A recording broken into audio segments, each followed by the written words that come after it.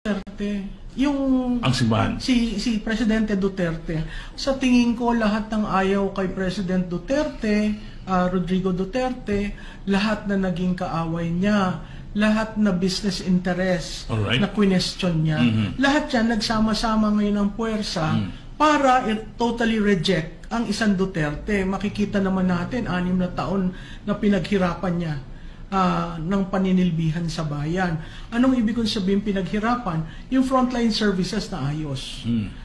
Example, mahaba na ang lisensya, mahaba na ang pahina ng passport, sinorten niya yung requirement ng birth certificate para sa first time na nagtatrabaho. So marami siyang ginawa apart from yung usapan sa droga at saka sa pag-solba with finality.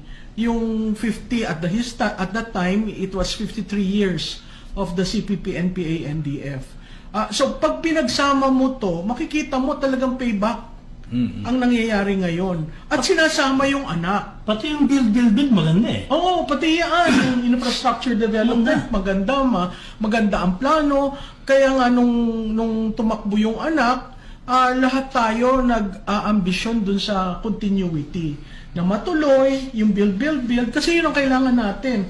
Imaginein mo 5% of GDP was used for public infrastructure. Ngayon wala na yan.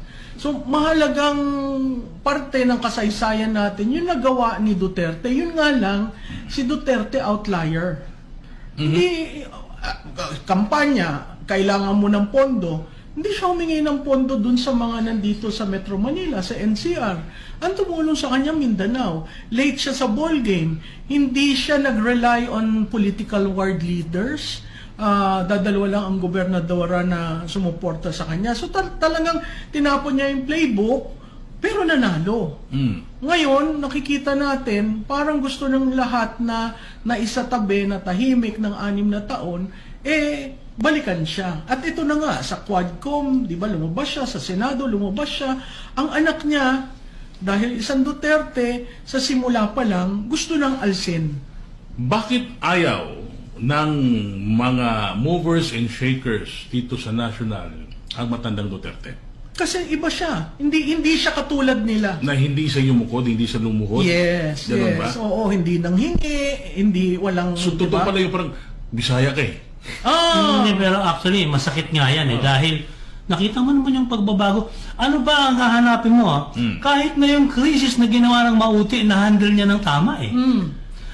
Kung sa panahon ngayon, ewan mo, baka nagkaubos-ubos na yung lahat doon, di ba? Kahit sa COVID,